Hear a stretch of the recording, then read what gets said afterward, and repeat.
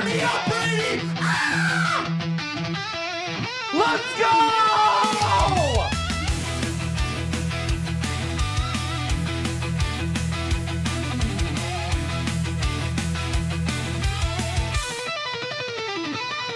This guy's silky.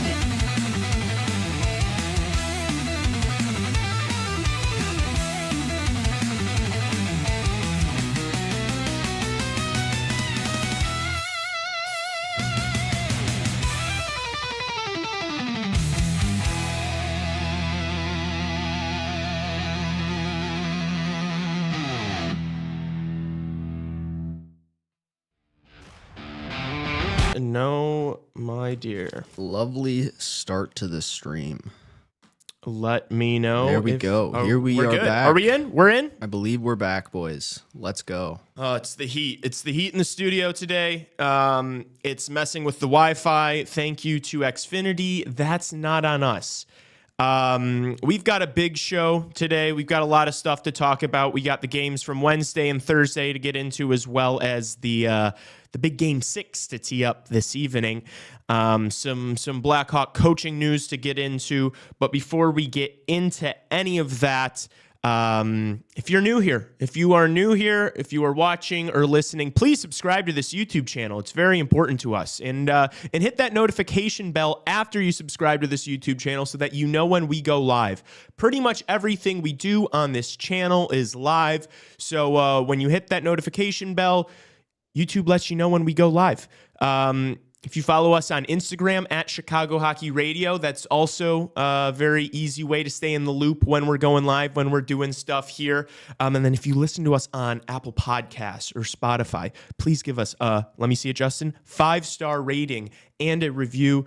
Those things move the needle for us, and it's greatly appreciated for those of you that do all that stuff already. All right, Justin. I think we should start with some Blackhawks news. Yeah, let's get the Hawks stuff out of the way. There's actually quite a bit of Hawks to talk about. I think I'm losing. Would you like to start with the Centennial updates, or would you like to start the coaching stuff? We can. I'm losing you a little bit there. I don't know if it's my side or your side. We can start. Well, I guess we can start with the Centennial stuff because I feel like we'll spend less time on that than the coaching stuff. Can you hear me? Yeah, let's do that. All right. Yeah, I can hear you. Okay. Sorry, chat. Yeah, to me it looks okay. We're experiencing just a little bit of lag here. I don't know whose end it's on. Okay, I think I've got you now. Yeah. So you want to give us the lowdown on the Centennial, the 100th anniversary here? Yeah. So, by the way, they announced this on the supposed 100th anniversary of the Blackhawks founding, which the date was May 15th, 1926. If my math is correct, that's 99 years. I made this joke before where it's like they're celebrating the centennial season like it feels like they're doing it a year early because they're established in the 1926-27. You have to keep calling it the centennial. I guess towards the end of the year, I guess it would be their 100th anniversary, but I just find that kind of funny. But anyway, they announced their plans yesterday for what they're going to do. They established this Blackhawks Hall of Fame Ring of Honor type beat that's going to be rolling out. So that's pretty cool. They got a heritage ballot and a modern players ballot. I think it's getting 2 players every year. Obviously, players who are retired, active players don't count yet, but I imagine we'll see a lot of Hawks Dynasty players in that Hall of Fame. But pretty cool. I think it's something that's been missing for a while, so nice to get some more recognition of Blackhawks history, especially their 100th year. So pretty cool stuff there. And also got some looks at what the new branding is going to look like. We know they're going to have a new home jersey next year. I think the logo is pretty much the same, but like the outline, the tan orangish outline's a little different. So a little bit of an update there. And they've also said, we haven't heard anything yet, but they have said they're going to bring back the black jerseys eventually as an alternate. So who knows when that'll happen? Hopefully next year. But nice to get some updates there. Pretty cool stuff. And me personally, I think I voted for JR and Duncan Keith for my first 2 ballots for the Blackhawks Hall of Fame. Not sure who you voted for, but pretty cool stuff. Yeah. I have not casted my votes yet, but you haven't? I'm surprised you went JR first, huh? No, I like JR. Even after he's going after your boy this year a little bit. Yeah, it's JR, man. He's always talking. It's talk. It's that's the way he is. The way he's kind of been. So as a player, he was outstanding, man. I mean, he wasn't a Blackhawk for his whole career, but definitely the best part of career. And yeah, I saw they had a night they really honored him this past season. I was there, so pretty cool. Out that they also said they're not going to do any number or jersey retirements next year. If they will do more type of nights like that where they honor past players and things like that. So they've done some of that stuff the last few years. So that's pretty cool as well. But and Dunks was that was the easy pick for me for modern players. Though I think players' numbers are retired though are like automatically in the Hall of Fame. So he'll probably be there anyway because his number is going to get retired. So maybe it would have been smart to pick somebody whose number won't be retired, but you want to see in the Hall of Fame. So like a Crow or somebody. But yeah, a lot of good options to choose from for sure. Yeah, I'm gonna have to take a few minutes to think carefully about that before casting my vote. Very important. Okay. Any other thoughts on that? I mean, it's I like that stuff. I like when they spend time to honor players from the past and guys who have done big things for this organization. So I'm appreciative of that, but I can't help but be a little more concerned about the current team. Yeah, that's fair. It does seem like it's a bit of a distraction, doesn't it? A little bit. Where it's like, yeah, this current team it's so good, so let's become nostalgia merchants over here and reminisce on when times were better. That does seem to be like what they're doing, especially with all the radio sounds we've been getting in Blackhawks hand lately, which has started to change of late. But I'm not really sure if it's in a good way, if that's where you want to go. Yeah, let's do it. So. I guess it was Frank Saravalli on the Daily Faceoff reported that Jeff Blashill interviewed for the Blackhawks head coaching job this week. And then Elliot Friedman also threw out a name on 32 Thoughts, Adam Nightingale, the MSU coach. But he was like, he said that like that's probably not going to happen. So I think we're going to focus more on Jeff Blashill. He was the head coach of the Detroit Red Wings for like 7 years. I want to say from 2015. 5 years, something like that. His record not very good. They never made the playoffs. They were pretty atrocious. But that was he got a dying team. He got an old team that was like, it's not like that team was like great and he they were rebuilding. They were rebuilding. Yeah. So I don't think we can like grade him too harshly on that. And I do feel like we see head coaches do a lot better in their second stints a lot. But I don't know. If right now, if you're between Jeff Blashill and Anders Sorensen, Justin, like which way do you lean there? Obviously, Blashill just spent the past 3 years as an assistant coach under John Cooper in Tampa. But yeah, I don't know. I'd love to hear your thoughts on this. Honestly, it might sound crazy. I think I'd honestly lean Anders. Like when I saw that, it's like, okay, it's funny. We've heard absolutely nothing besides David Carr, right? We know he's out of the running. We haven't heard anything since then. It's the first name we see connected to the Blackhawks coaching job since. And you're telling me that's the best you can do? If that's the best we can do here, then I think we got to start asking some questions here. But yeah, I mean, look, that's the only name we've heard. Again, the MSU coach as well. I'm sure there've been other names that have been in the running that they've interviewed. But if Jeff Blashill is the best we can do here for Blackhawks coach, then I have some serious questions here because I'm sorry. Like, yes, the team wasn't good in Detroit, but like the development of the young players wasn't great either. And it's like that's the whole point of this Blackhawks team here. We want somebody who's going to do a good job for that regard. And yes, maybe second go round could do better, but that just feels like such a gamble. And it feels like another pit stop coach where it's like, oh yeah, I don't know if that would be the guy long term. No, I mean maybe he would. Maybe he would. He has been under Cooper the last 3 years in Tampa. I mean, I'm not sure how much of the success in Tampa the last 3 years has to do with him. But I think he's ran like a lot of the defense over there and things like that. But are there worse options? Sure. Yes, I think there are worse options than Jeff Blashill. But if that just seems like you're settling. Like if John Cooper's your coach, you're settling. Then there must not be a lot of intrigue or interest around this gig, which I would think there would be. I think we could do a lot better than Jeff Blashill. And honestly, yes, I think I would stick with Anders Sorensen because at least we know what we have with Anders Sorensen. So not for the long term, but at least for now, when something better opens up, for a year, I'd probably stick with Anders. That sounds crazy. Can I play devil's advocate here? Sure. Because I understand the point that you're making, but if your whole point about like Blashill's probably going to be a pit stop coach and he's not going to be the guy that's here for the long haul, that's going to be hopefully lifting a Stanley Cup in a few years. isn't Anders Sorensen the exact same thing? But at least with Blashill, he like might be the guy. Whereas with Anders Sorensen, we know he's not going to be the guy that takes this team to the promised land, right? Is there something to be said there that at least with Blashill, like there's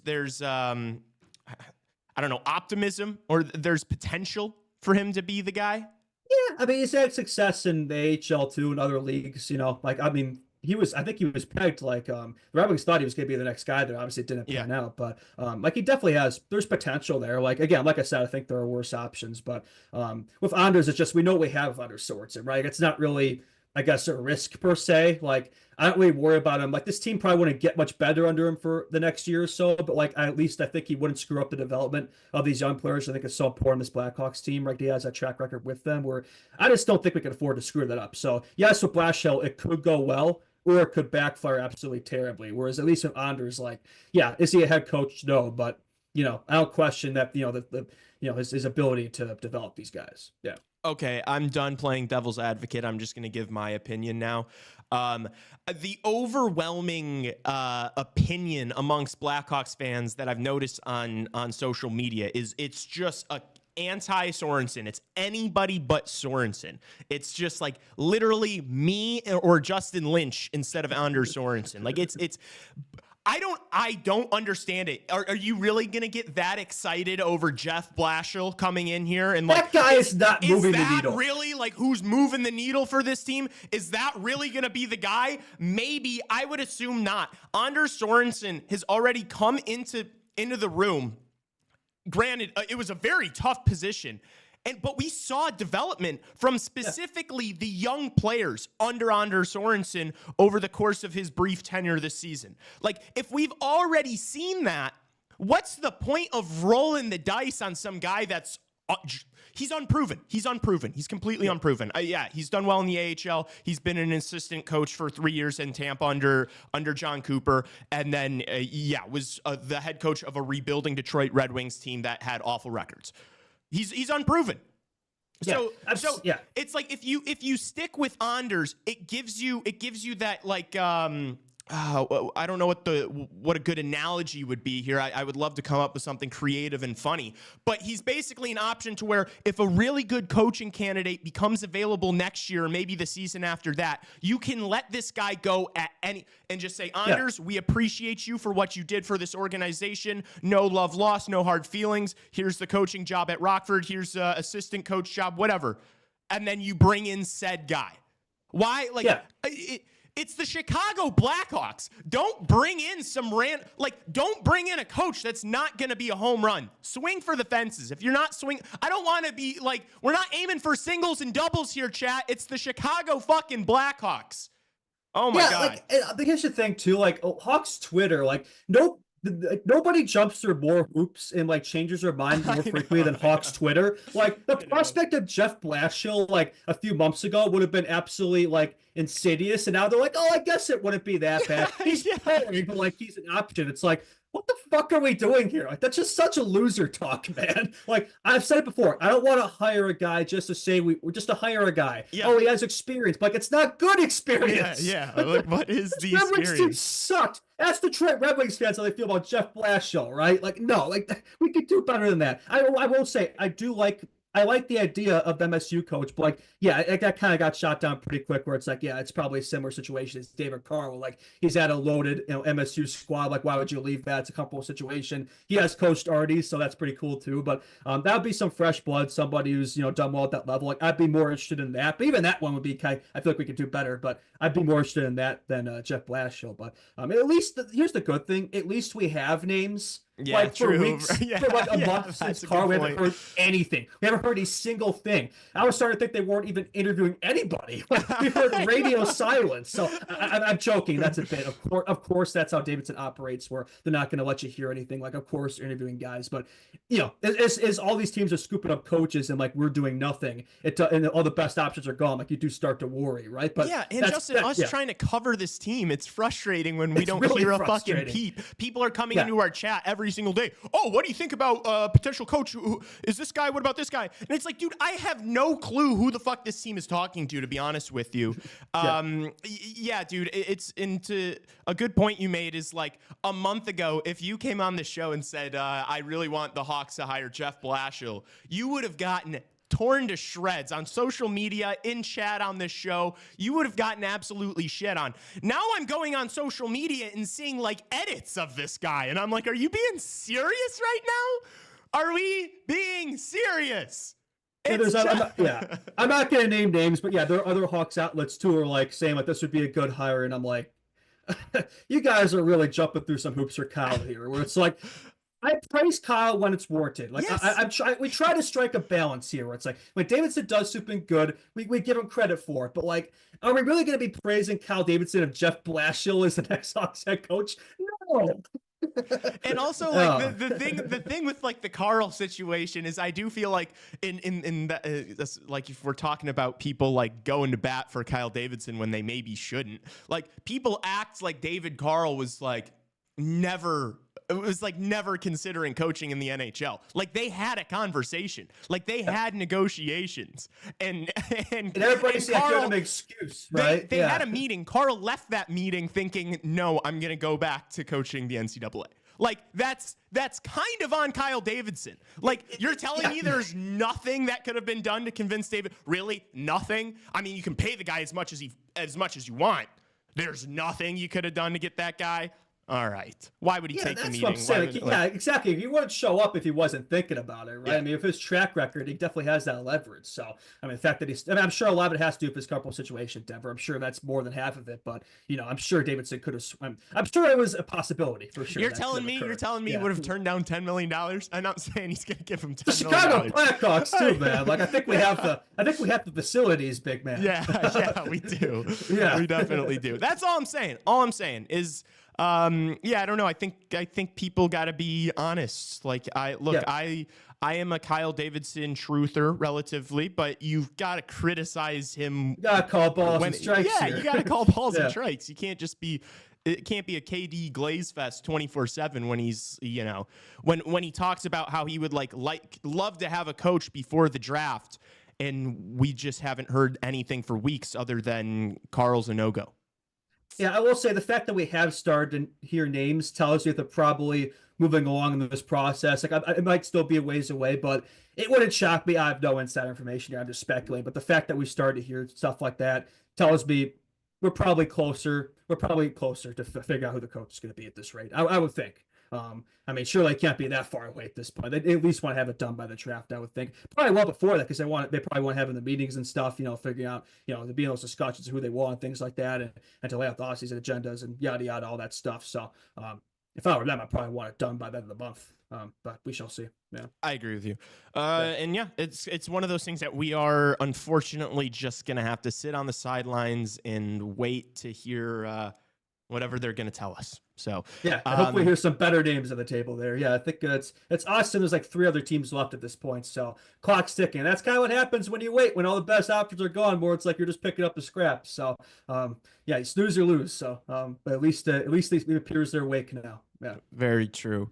Okay, before unless you have any other thoughts that you need to get off your chest really quick about the Blackhawks coaching situation. No, I think we'll have plenty more time to talk about Blackhawks coaching. I'm sure we will. Yeah. I'm sure we will. Just like the prospect situation, the draft situation.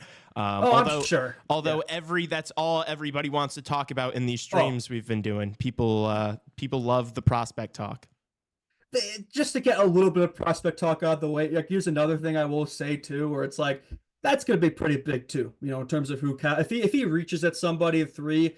Then I'm going to really start asking questions. Like if he, has a questionable coaching hire and like, I don't know, he doesn't take Porter Martone, James Higgins at 3, and he takes, I don't know, like Jake O'Brien or something like that, or Denoye. Like, okay, I'm going to start asking some serious questions here because it's like, all right, like.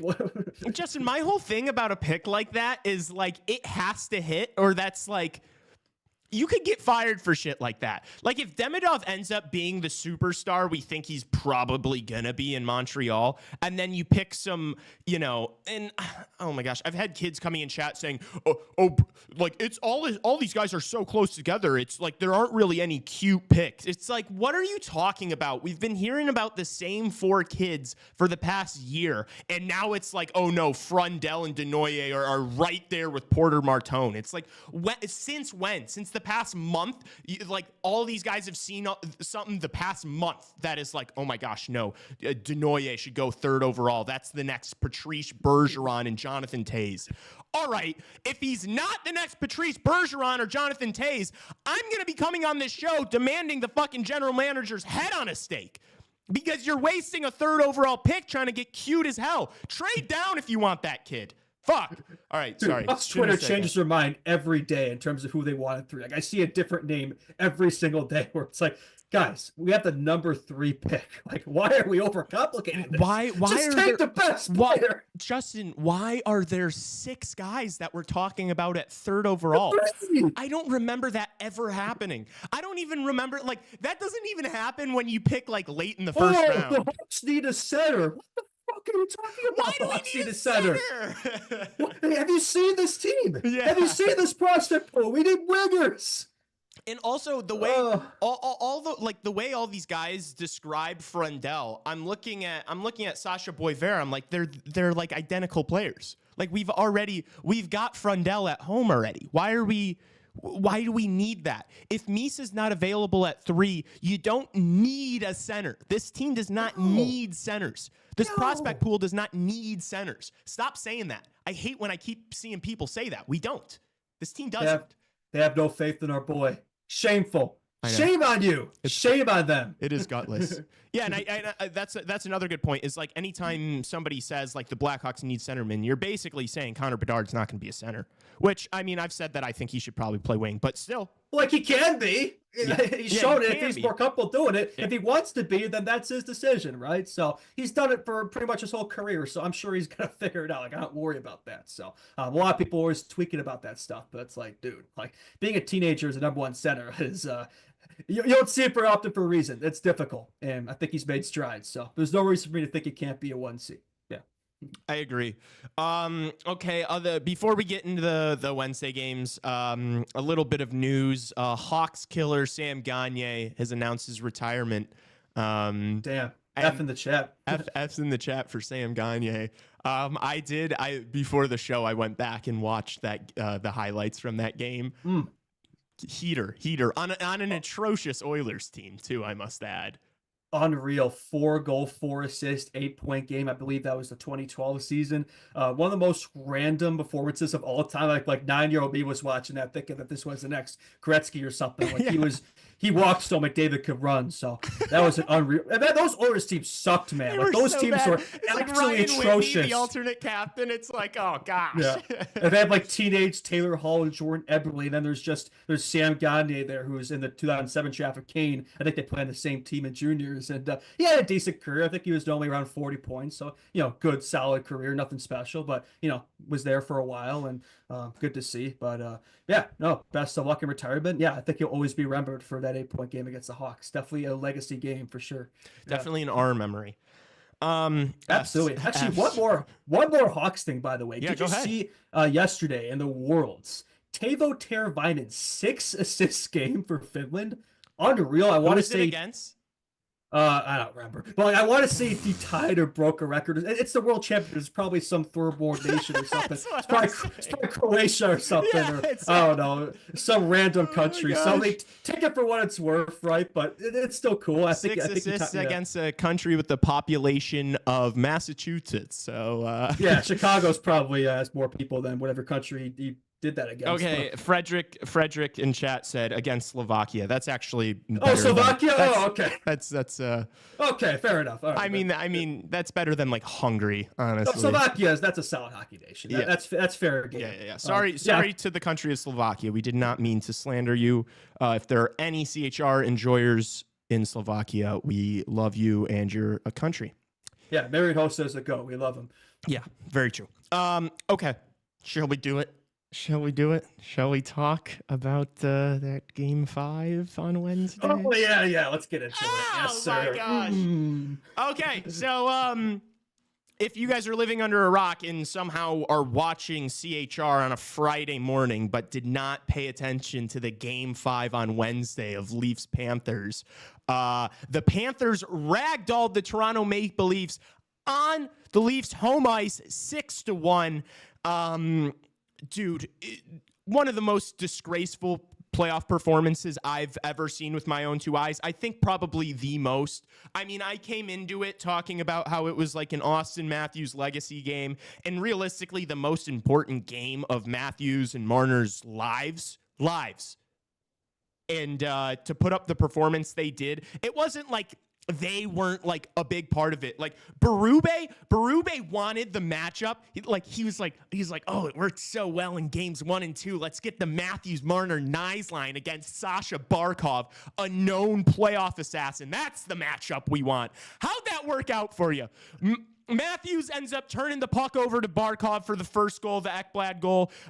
Marner with one of the worst, just most lackadaisical. People call it a regular season play. If a player on the Blackhawks made that play during the regular season, I would have fucking lost my mind. That wasn't even a regular season play. That's a Canadian Hockey League play right there. That's pond hockey, Biz. Pond hockey. That was a pond hockey play that he made in the most like. It's like, do you care? Do these guys even care? Shocking performance. I've been talking about it. I was able to talk about it a little bit last night on the stream, but what are your big thoughts on this before we talk about specifics? How did that game make you feel? Not surprised. Maple frauds. We always do it. Me and you, like, we always do it. We were never delusional like Tassos over there. This team just... They're not built for it, man. They're not built for this. I was thinking that Tiger meme with like the crazy face. He realized he's not built for this. That's the Maple Leafs in playoff hockey. It's just they're not meant for the bright lights, man. I mean, we've seen it how many times? The 9th year now, and they won a Mickey Mouse series against the Ottawa Senators, the Florida Panthers on Timu, and now they get to face off against the defending champs and get absolutely curb stomped, absolutely dominated, cooked, blown out, 6-1.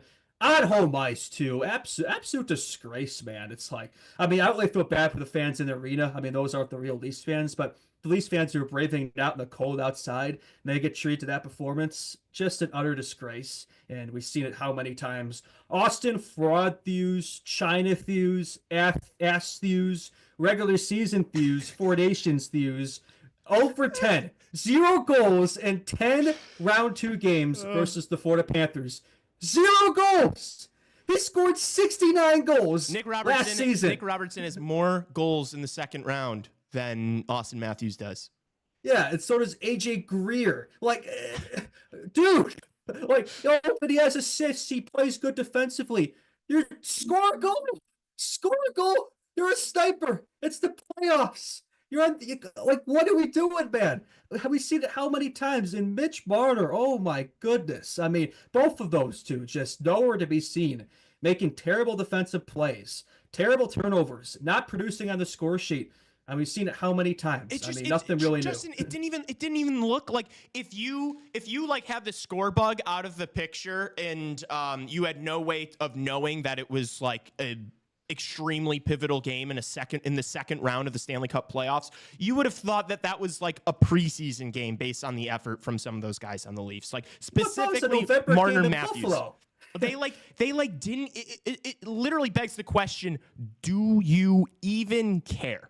Do you even care? And I know that the noise is a lot in Toronto, and maybe they're going through something really dark in their personal lives. I saw the guys on the Leafs talk saying that. Jason Bourne was like, I think we're going to see a documentary in 10 years of these guys saying how they were going through something like super dark that we had no clue about. If that's the case, I mean, I wish them all the best, but I mean, there's no other excuse for it than that, because it was so shocking. And like, the more and more I think about it, it's like the core four, like what those guys are, like, they're all scorers. Like, you're paying that much money for four guys to do like a very similar job in a sense. And I said that last night, and I know the knee-jerk reaction is like, no, they do different things. Like, Marner has different roles from Nylander. Yeah, yada yada. They're kind of like, they're getting paid to do the same thing, though. You know, like Matthews is not getting paid $13+ million because he's a really good defensive centerman. That's not what he's getting paid for. And Mitch Marner's not gonna, be asking for $14+ million because he's on your penalty kill. That's not what he's getting paid for. They're all getting paid to do the same shit, and they're not doing it at the most important times. It's like, you got to spread. It's just done. It's not going to work with the core four. You have to spread that money around elsewhere to guys that can do different, that can fill different roles. You need more sandpaper. You need more grit. You need guys that want it, dude, especially in that market. Like, I don't know, man. I just, like, it was so pitiful. And, I guess we're going to get into this later, but I'm seeing like all these Leafs fans saying like, oh, we're going to see a dead cat bounce in game 6. And it would be the most Leaf thing ever for them to win game 6 and then lose in 7. Shut up. You're not winning game 6. You think after that performance, dude, you see the body language of that Leafs team? Like, it's done. It's over. Like, this would be the last game we see with the core four intact. I would think, right? I would think. But how many times have we said it? This should be the last year. This should be the last. And like, contracts are up. Like, you would think they change it up this year. We shall see. I think they have to. I think especially with the contract Knies is going to want to. Like, yeah, they're going to have to change it up there, whether it's Tavares or Marner or whoever. We're going to see a different Leafs team next year. But yeah, like, this collection of players is just not getting it done. And yeah, I do question that sometimes, where it's like, do they want it enough? It feels like they're ready to be on the golf course. They're already past their due. They used to already be in there after the first round. So, they're further than they used to. But yeah, like, there's a graphic showing that game, by the way. It's in elimination games. And guess who led that stat? Patrick Kane, Showtime, Mr. Clutch, the real Captain America. Our goat. That is a dog. That's a guy who always showed up in the playoffs in the clutch moments. And I've yet to see that from any of those core four type of players on the Leafs. They just don't seem to have that type of instinct, that type of mentality. Either got it or you don't. And, there's still a lot of these guys in their primes. They could still find it at some point, but clock's ticking here. And if they do find it, it's probably not going to be at the Leafs. That is one thing that I'll push back against. Like, I think that these guys can win. They just have to be on teams that it's not just like 4 scorers getting paid half your cap. Like, that's what I was gonna get to. Yeah, I think and we see it a lot the Maple Leafs too, right? Where it's like, they have guys on the team who like don't show up in the playoffs when they're on the Leafs, but then they go elsewhere, and then all of a sudden they figure it out, right? Think of the Nas and Kadris at the Avs, for example. Like, we see it so many times. How many like of these modern Leafs players have won cups of other teams? So like, yeah, I do think if Marner goes elsewhere, he probably can, be a playoff performer and win a cup elsewhere. Wonder where that could be, but yeah, like, I think a lot of these guys, and even Matthews, maybe if they build around in the proper way, maybe it could still find success there, but they got to do it differently. They've been doing the same thing for like a decade now. Yeah. The Stanley Cup playoffs, especially like the later rounds of the Stanley Cup playoffs, are so much more about like will and physicality and tenacity than they are about skill and even speed, for that matter. And like a team that is so top heavy with just skill guys, you're going to have I know that the league has changed over the past 15 years. It's true. It's gotten faster. The skill level's higher. That's natural. That's, as the sport goes on, as time goes on, that's going to continue to change. But it's always going to be the teams that are solid defensively, that are physical, that can dig the deepest. Those are the teams that succeed. It's always goons. It's goon squad. I heard Andy Francis saying this the other day. It's like, it's goon squads that win in the Stanley Cup. Like, it always is. And it's always going to be that way. You always have to have that sandpaper and that grit. And even though, yes, like the blue line for the Toronto Maple Leafs looks completely different this year, and those guys are all like big, physical, like not going to be intimidated, but it's like your stars. Like, you need your stars to be able to go into those deep waters and not absolutely drown. And yeah, I just don't see that in the core four. Matthew Nyes is the right direction. That is the direction you have to go. That's a guy you can win with in the playoffs, because it's like, I don't care about regular season numbers. I don't care what Matthew Nyes did during during the regular season. Like, when I watch him in the playoffs, I'm like, yeah, this is a guy that can hurt another team in any moment. And when I'm watching Mitch Marner out there in these games, I don't feel the same way. I'm not like, oh, here comes Mitch Marner. It's like, it doesn't scare me the same way Mitch Marner does during the regular season. Yeah, it's just a different style of player, right? The playoff hockey is not played the same way as regular season hockey, right? It's almost two different games, and you have to know it's just a perfect power forward that kind of missing there, and it's they'd be perfect for this Hawks team, but yeah, like, they'd be stupid not to lock that guy up. So I don't think any offer sheet's going to happen there. But I guess there's another question you sort of bring up there, because I've been seeing this too on Hawks Twitter land, where I'm seeing some changing of the minds there. How are you feeling about Mitch Marner? Dude, if it's anything more than $13 million, I'm good on that. I don't want to. Yeah, I think for the right price, right? I think if you could still do it for the right price, I'm still into them. Like, I've seen some people who are like completely opposed to it, where it's like, yeah, I don't want to overpay for him, right? You should be making.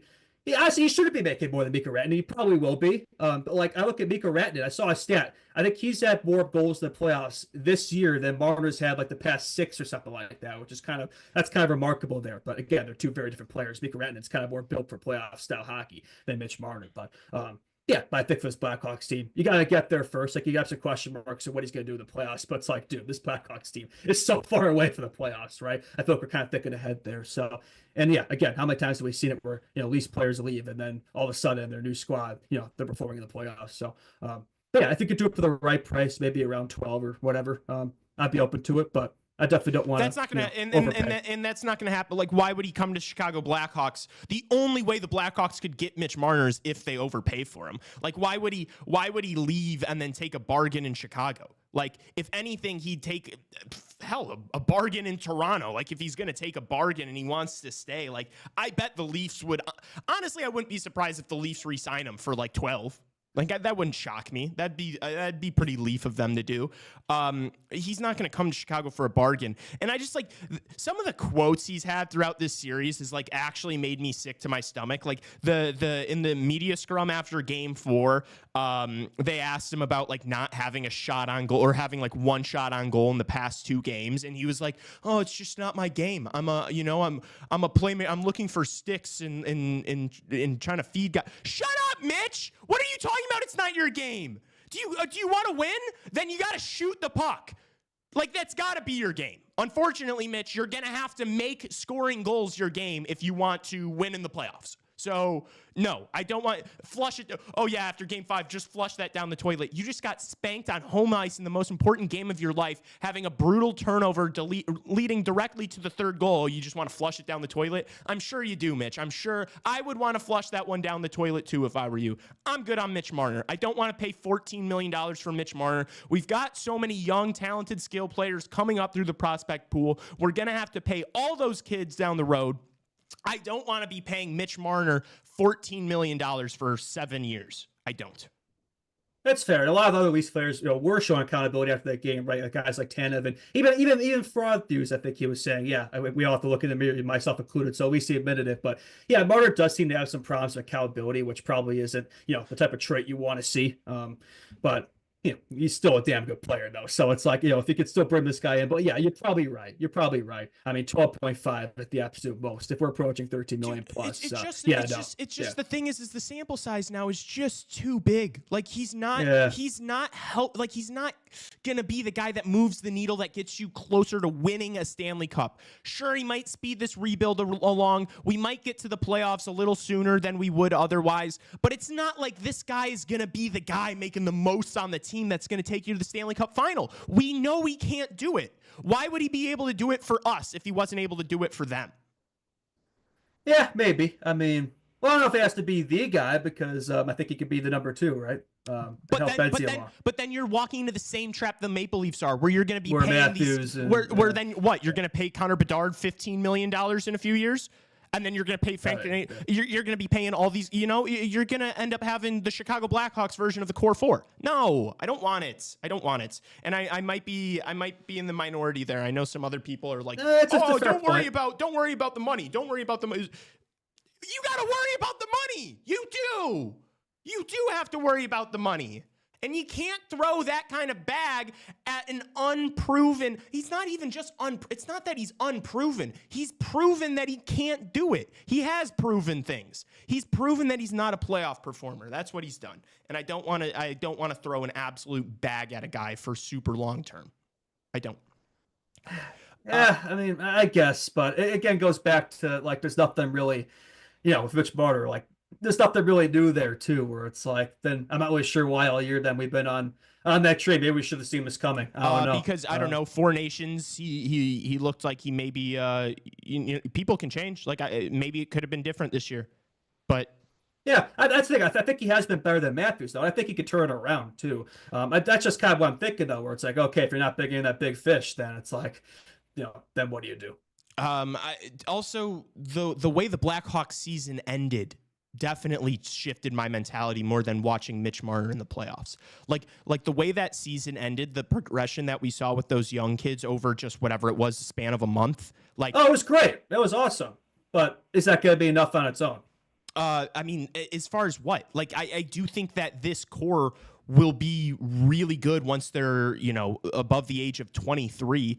But it's going to take time. Yes. Will we make the playoffs next year? No. Is it going to be a lot better than this past season? Yes. Do I want to jeopardize the success that this team can have when they're entering the primes in their career just to speed this process? Because Justin, that's all bringing in Mitch Marner is. It's just expediting this process. It's just speeding it along. That's all it is. Yeah, maybe. I mean, sure, Justin, if you still want Mitch Marner at $14 million, I mean, I never said that. I never said that. It's just, then who we bring in this offseason then, that's kind of my point. It's like, I still do think this team has to do something outside of just, I don't think just, this core is by itself going to get it done. You have to supplement these guys. You have to bring in, the right additions here. I think I think the team has and I guess we're just going to be doing a mostly Blackhawks talk here, which I feel like we haven't spent this much time on the Blackhawks in a while on the show. So I think this is good. Yeah, that's fair. Look, I think you got to look at the roster we have right now and the guys we have locked up for the next few years and think about that too, as far as okay, what spots are actually available? It's so easy to say, oh, we need to bring in NHL ready talent. It's well, you've already got Teuvo Teravainen for a few more years. You've already got Tyler Bertuzzi for a few more years. I'd imagine Ryan Donato's going to get extended. Maybe you end up playing him in the bottom six where he probably should play. That's fine, but that's still another roster spot being taken up. You've got Ilya Mikheyev for, who knows, maybe in a couple more years probably. You've got Bedard, you got Nazar, and then you've got all these young prospects that are coming in. Where are the spot? The top six is called the top six because there's 6 spots. You only got room for 6 guys up there. So it's how many, who are you going to bring in, No, it's a fair question, but I think it's rare you see where it's in hockey especially, where it's you can look at teams who've acquired all these young talents and stuff, but it's that alone isn't going to necessarily get the job done, right? I mean, we've seen horror stories, Buffalo, right? Yeah, but we've also seen the Blackhawks do it in the dynasty years. Most yeah, of that but it was a little through the different. draft. They brought in the Hossa Hossas and all those guys. They brought in the supplemental pieces, right? We haven't seen that yet. So that's one, it was one real needle mover. I feel most of the rest of that core was homegrown. Oh, there was. Yeah, no, I agree. That's the main point. But again, I don't think it's going to do it alone, right? Maybe I'm wrong, but it's going to take time, right? I'm also thinking of, I want a consistent line mate for Bedsy. I want another season where he's going through 50 different, players and, putting up 60 points. So, I think somebody had dropped 100 points this year and has kind of been there, done that. I think will probably be pretty beneficial for him. But that's just me.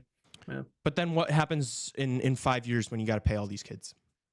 Oh, the cap's going up. I mean, it is. I know you have to think about the money. It's true. You do. But this isn't the same deal as, say, 2015. It's a much different situation. I think that there's going to be more guys down the road that we're going to be having this conversation with. Like the Eichel and the Kaprizovs, like those contracts are going to be up. I know those teams are probably going to do everything they can in their power. I've seen that brought up. I've also seen stuff about Eichel, maybe wanting, because especially if Vegas loses early next year, I don't know, man. I'm just saying, like, there's maybe good, Eichel. Kaprizov is no way. There's no way. Like I've seen that brought up on Hawks Twitter, and it's like, you think the Wild aren't going to pay Kirill Kaprizov? Like, you're absolutely insane. Like, that's just not going to happen. So I just think I don't like this thing where it's like, okay, we have an option we could fill now, but it's like, oh, we're going to kick the can down the road. But it's like, what if it doesn't work out? What if you don't make it happen? But Justin, if it's not like, if you're just doing it to do it, for like, you're just trying to bring in a big fish for the sake of bringing in a big fish, and then it's not the guy. Like, if Marner doesn't end up like Hossa was brought in at a very different point than the Blackhawks are at right now. Yeah, Hossa was brought in after the Blackhawks made the Western Conference Finals. No. Yeah, that's correct. This Blackhawks team is nowhere near the Western Conference Finals. So, like, you maybe need to cross that bridge and bring in an elite talent, a star in the league. If you like get there with the group and you're like, okay, this is not enough. But we don't know that yet. We don't, like, Kanserov, Boisvert, like, none of these guys have even turned pro yet. So we have no clue if what we have is enough or not. And people are just, like, going out on a limb and saying it's not enough. It's like, well, you don't know that. What if Kanserov's a superstar? What if Boisvert's a superstar? And then you still got Nazar and Bedard. Like, what if Lardis is a DeBrincat? You know? It's like, yeah, maybe none of them are. But if they are, and you sign Mitch Marner now for $14 million, you're going to have a problem on your hands in a couple years. Okay, so I think the main synopsis is trust in KD's draft picks and hope they pan out. Yeah, I guess. Or else. Yes, or else. Yes. I do think that's the spot we're in, because the alternative is overpaying for a Mitch Marner that can't perform in the playoffs. Yeah, all right, fair enough.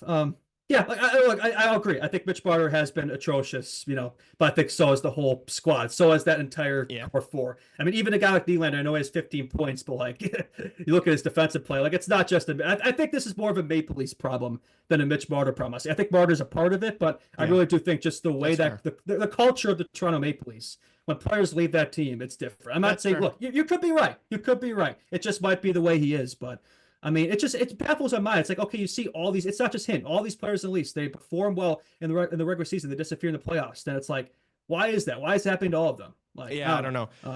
Justin, you could be right. Like, maybe a change of scenery for Marner. Like, maybe he comes to Chicago and it was really just that Toronto market, and it was like bad juju. Like, that could be true, but that's a gamble in my mind. It is. Even like just as, I'd say even more so than gambling on the prospects that you've been drafting over the past 4 years to turn into a team. Like, I just, like, it's not a gamble I necessarily want to overpay for.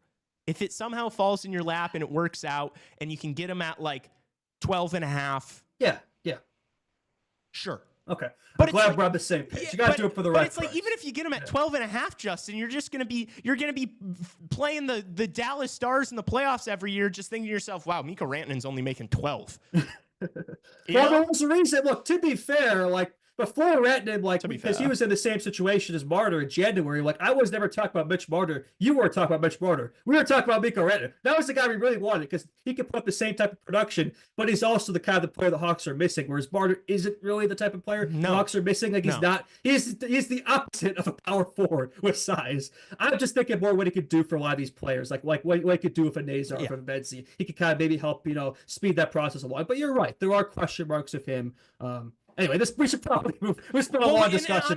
Honestly, when we've done, I mean, this has kind of been Leafs and Blackhawks talk. I don't think we have to like rush this. But before we move on from, I guess before we move on from the game 5 on Wednesday, which was like, I guess that's not even what we were talking about for the last 15 minutes. But I mean, we'd be fools to not acknowledge what the Florida Panthers have done over the past couple games. Like, they're back. It's all the discussion around this series has been all about the Leafs, but it's like, hold up, the Florida Panthers are going to win the Stanley Cup again, in my mind. Like, who's stopping this team right now? You've got Bobrovsky locked back in, feeling it. He's hitting his hot streak. When this guy gets hot, it's problems. You got that D-core coming together. Like, Seth Jones had an amazing game in Game 5. I know that sucks to say. He did. Like, 3 lines that can click and hurt you. And it also just like Boquist going from being playing on the 4th line, getting scratched, then going in, playing on the 1st line, having a goal and an assist in the most important game of his life. It's like, it's the most Panther shit ever. I don't know who's stopping this team, Justin. I think almost all the members of that fourth line scored in that game. Like they were dominating their first line. It was unbelievable. Like they're just in sync right now. The Swagger's back. Bob is back. There were some question marks. Oh, he's looked a little shaky. Nope. He looks as good as he's ever been. His Vezina self is back. His Conn Smythe-esque. I know he didn't win the Conn Smythe, but he probably would have been the Panthers' pick if it wasn't McDavid. Yeah, he definitely looks like he's back. So, in terms of who could stop them, I mean, I don't think anybody in the Eastern Conference. Like it feels like they have their finals ticket punched. I mean, you can make an argument for Carolina. I don't think so. I think that's going to be honestly an easier series than people think, but we shall see. We've seen it before against that Canes team. They swept them in 2023, but no, they look very much back. Yeah. Okay. Let's move along. Actually, yeah, I think we should try to get through this one really quick, and then we'll hit a short break. The Oilers advance in 5 against Vegas. Neither of us really saw it going this way. I knew it was. I thought it was going to be a series. I had Vegas in 7. The Oilers are hitting their stride too, and it's like the conversation was this team is not as good as last year's team heading into the playoffs. That's what everybody was saying. Are you still saying the same thing, Justin?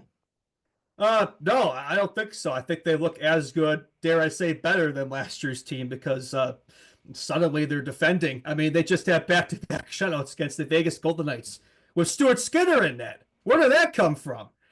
Yeah, I very incorrectly predicted that Game 3 win for Vegas might be the turning point of the series. Well, maybe it was, but not in the way I thought it was. Right.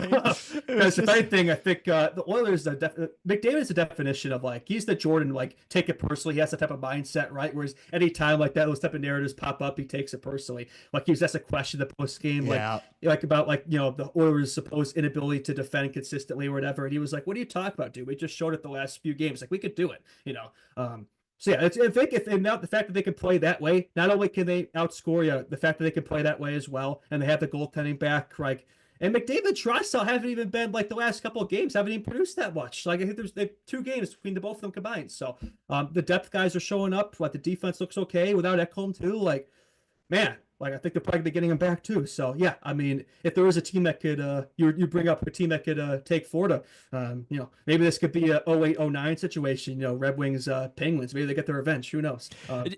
Yeah, Justin, they're doing this. They just beat a very, very, very good. Everybody called them a Stanley Cup contender team in the Vegas Golden Knights in 5 with John, not the LA Kings, with John Klingberg and Kulak. And Troy Stetcher. No offense to those guys, but they just walked a Stanley Cup contender in 5. They gentlemen swept a Stanley Cup contender in 5 with those 3 back there.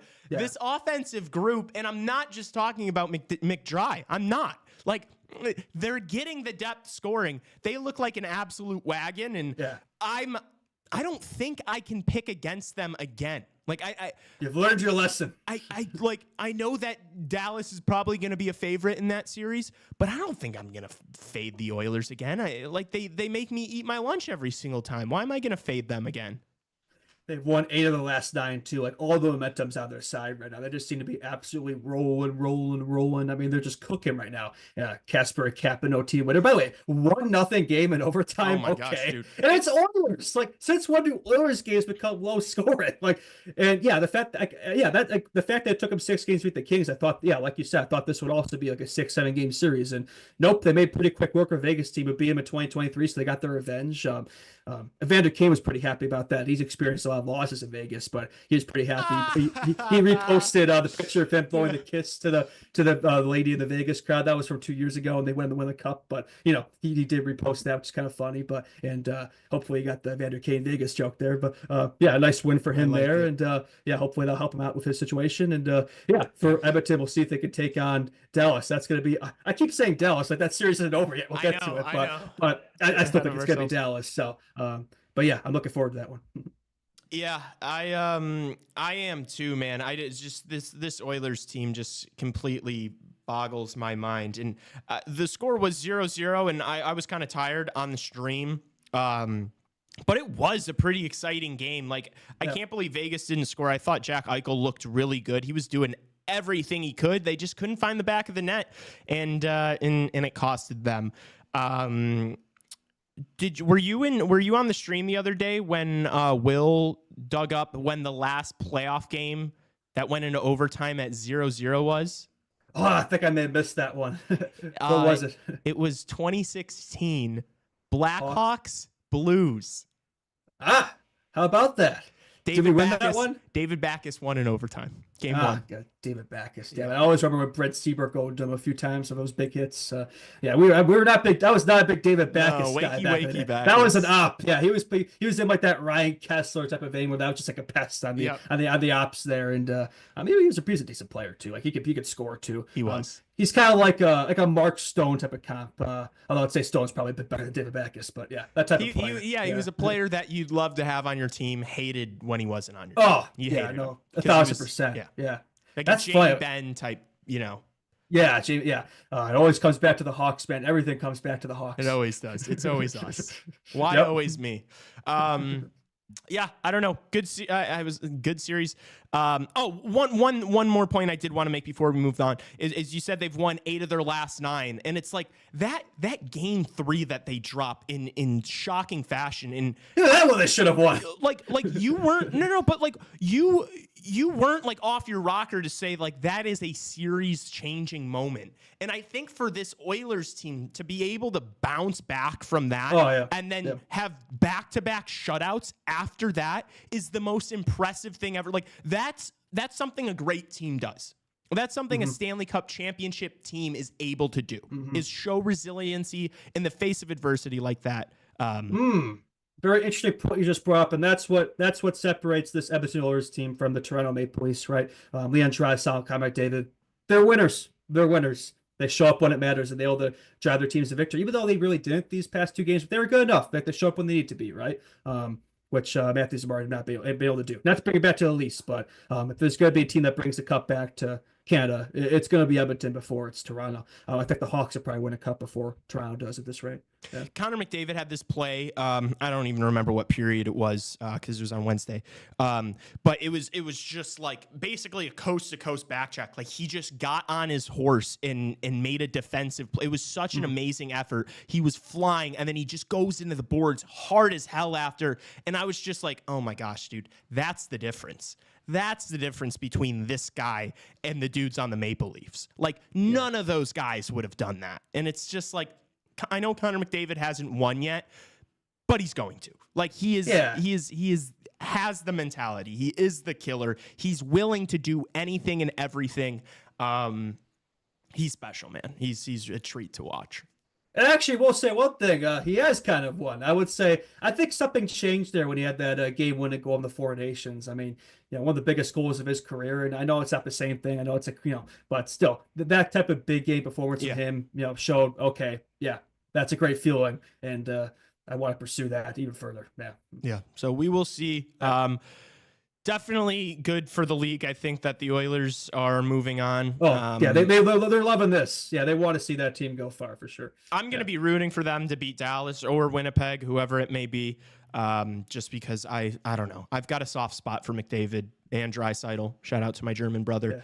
Yeah. You want an Oilers-Florida rematch? I think so.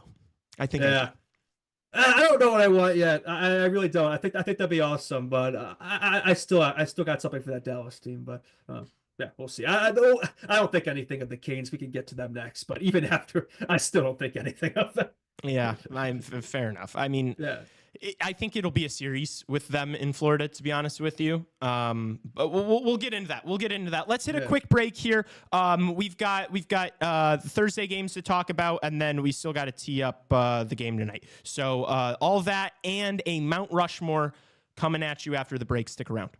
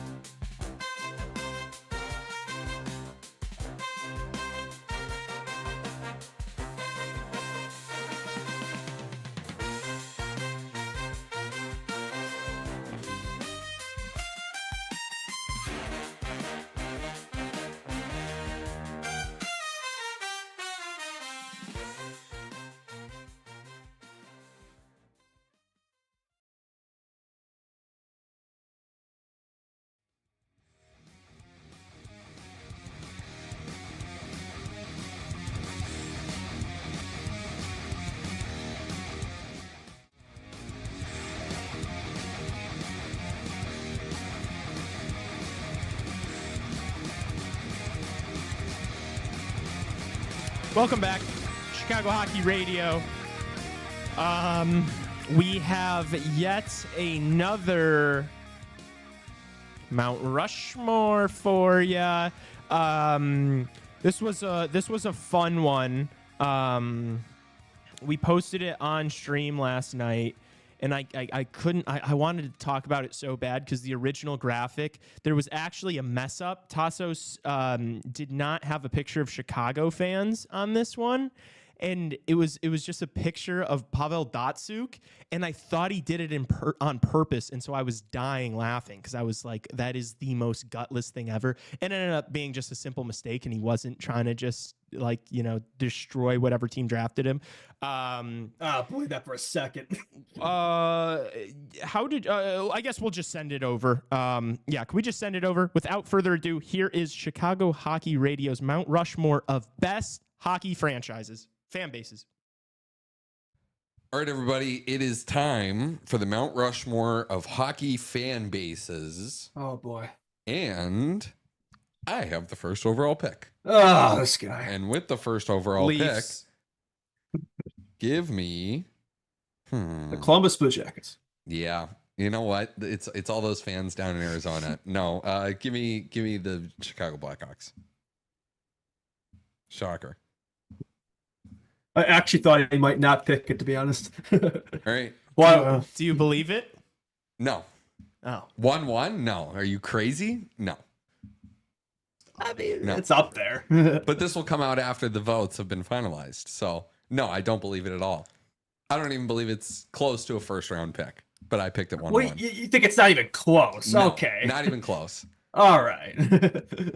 Do you guys see how what an unlikable thing to say? Dude, the Hawks led attendance for how many straight years in the 2010s?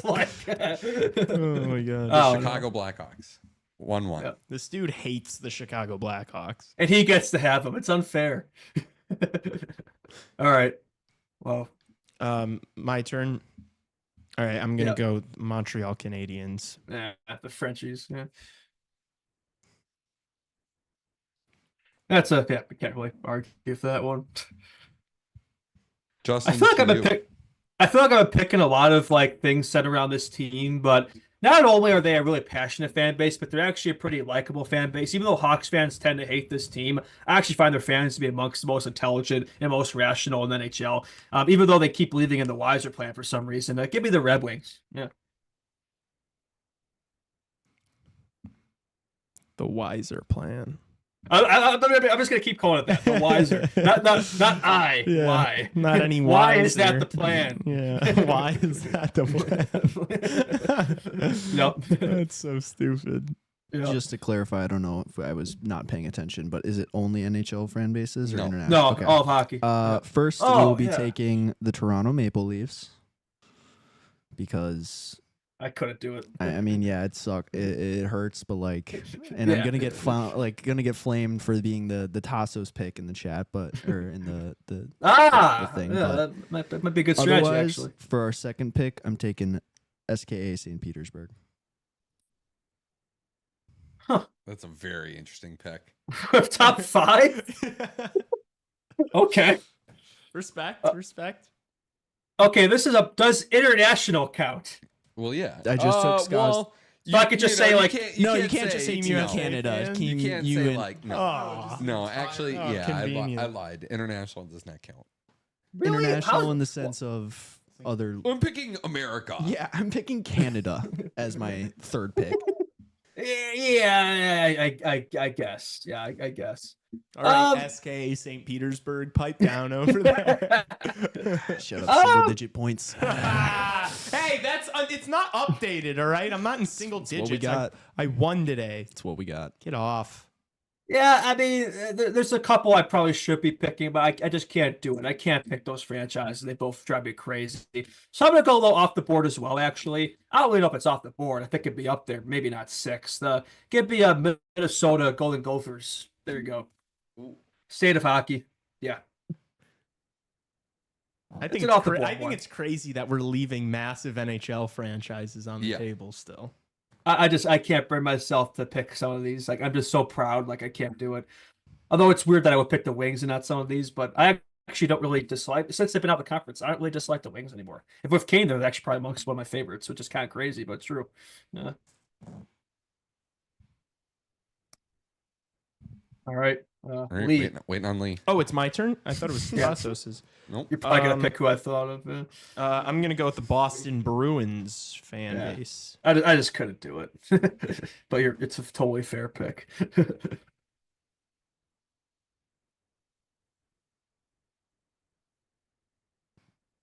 Give me the Blues. Hmm. Top Hmm. 8. Okay. Passionate. Give me the Blues and give me Wow. the Canucks. It's a good one. I had them on there. They were on my board. Is it my turn again? Yep. Yeah. I'm gonna go with the Edmonton Oilers. Shout out to Oiler Nation. I'll stick with the Alberta theme. Give me the Flames.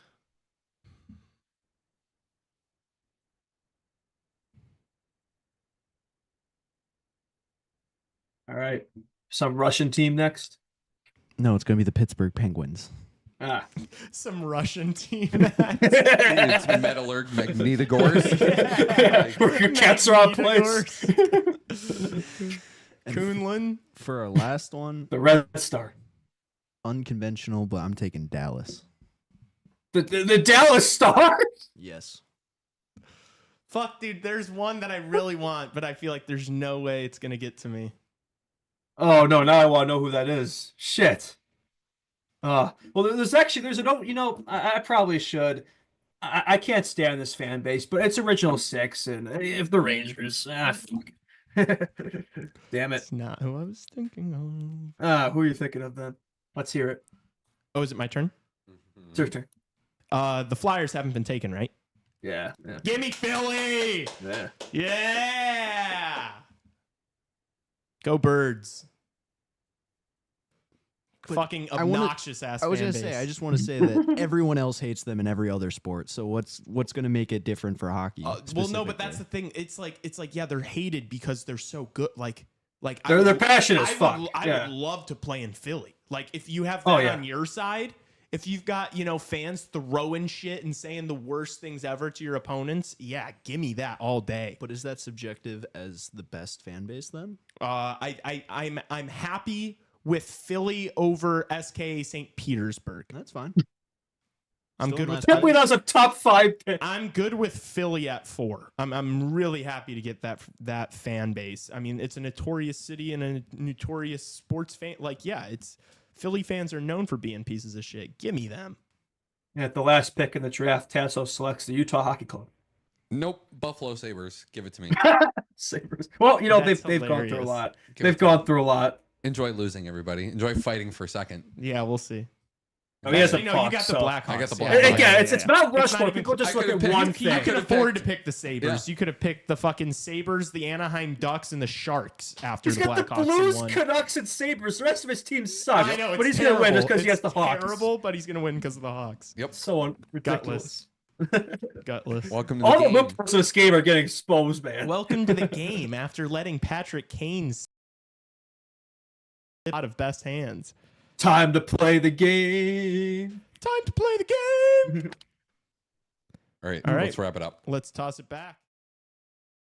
And we are back. Yeah, Raven, I think it was a little crazy. You were trying to give me shtick for taking Philly at man. 4 Hey, after man. taking All I SKA can St. say- Petersburg all I with can your say- second pick. All I can say is that we didn't come in last. Well, I came in second. This is the biggest shit of all time. Since when is Toronto, St. Petersburg, Pittsburgh, the Dallas Stars? Since when My is God, you that picked better than the Calgary Detroit and Red Wings, Minnesota. New York Rangers, no. Calgary Flames, and Minnesota Golden Gophers? Dude, Are Calgary you kidding is me, dude? crazy pick. No, it's not. It's It's not as Calgary, bad as Jesus. Dallas or SKA Ah, St. the The team Petersburg. is fans disagree. Texas. Fans disagree. Because What the can I fans say? are fucking delusional. I- And I love Original it. 6 teams, a Canadian franchise, and the biggest college hockey fan base. And that's the last place. And I have- I do I have not know. Russia. I do think you shot yourself in the foot a little bit with the Golden Gophers. But I mean, if you're just comparing yourself to it seemed ChatGPT, it's yeah, like but I think I was very happy with my team there. It was just I didn't get the Chicago Blackhawks. Like, that was it. Like, I'd put my bottom three over Tassos' bottom three all day. He took St. Louis, Vancouver, Buffalo. The rest of his team sucks, but he had the Hawks, so it doesn't matter. Everybody just to see Boston, Hawks Edmonton, Philly. Like, I like my group a RNG. lot more than Tassos's, but. I wasn't too far off. Team 2 and 3, where you guys finished far back with 9% of the votes and 11% of the votes respectively. And then Tassos won with 49% of the votes, and I came in second with 31% of the votes. So clawing back here slowly but surely. It is a shame that, like, so yeah, like, that sucks that I'm just gonna have one more point than Raven and Tim there. They went bankrupt twice. They went bankrupt twice. They need 2 generational talents to save that franchise. Dallas, how did I finish last? Dallas was a crazy shout there. I know it was 4th pick. So there wasn't a ton to work with. But, like, I mean, shit, you could have gone Winnipeg. I would have gone Winnipeg over Dallas. People pick with the hearts. They don't pick with their brains. Like, come on. You don't like the Rangers or the Red Wings. Forget about it. The original 6 franchises, man. Like, come on. Yeah. Jesus. Yeah. Whatever. I'm experiencing what you experienced in the early part of this game. It's how it goes. It's not always about this game is RNG. In fact, I would argue it's pretty much never about who has the best Mount Rushmore. It's never just pandering. That. It's pandering. Yeah. That's what it is. Yeah. But and whoever gets the Hawk stuff. fun nonetheless. Okay, I think we should move on from Mount Rushmore. I'm still in last, so that's really the only thing that matters. Although I am close. I want to say I'm just like 2 behind now, Raven and Tim. So shaping up, Raven and Tim, because I even still winning anymore. I believe Tassos might be in the lead now. The new updated ones is Tassos with 40, Justin with 39, Lee with 35, and us with 36. Damn. We're close. The Tassos glazing is unreal. The Tassos glazing by Chad.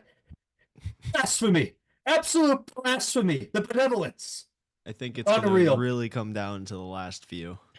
Okay, let's get into these Thursday games. The first one being the Canes and Caps. Canes are able to get it done in 5.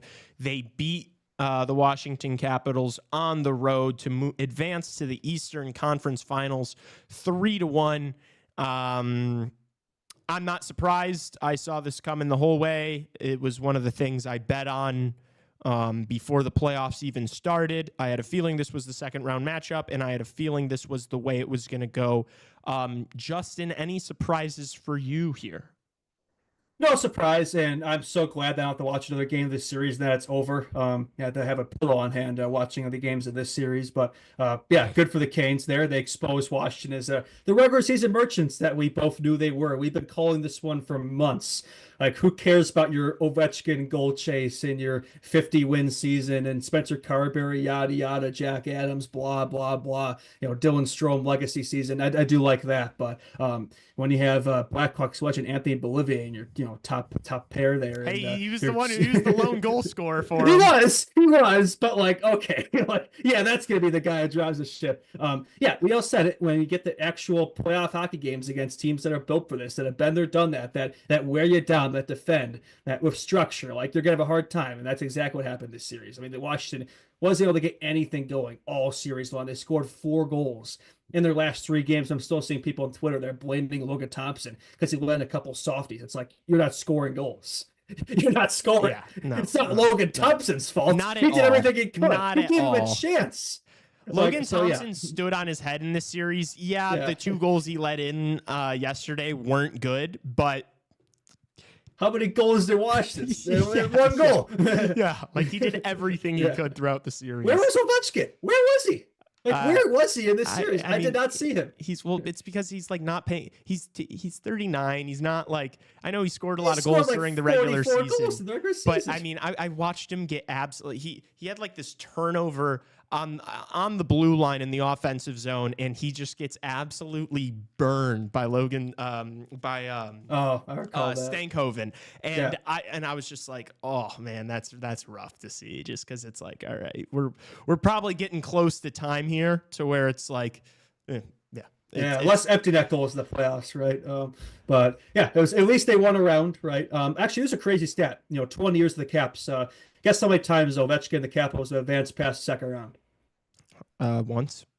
Once. It was 2018, the year they won the Cup. Otherwise, they've never advanced past second round. That's They've always brutal. kind of struggled in the playoffs. So, and even though Ovechkin's numbers, I mean, he was great during the Cup run. He's had some good years. Don't get me wrong, but playoffs haven't always been a strong suit, I will say. But later stage of his career, you can forgive him for that. I'm not blaming Ovi, by the way, but I would say probably could have been better this series. But it wasn't just him; it was the whole Caps team. Like they were all shut down. Even Dylan Strome, who I've been praising, didn't really see much of him. So I just think it's the way the Canes play. Like it was a mismatch from the get go.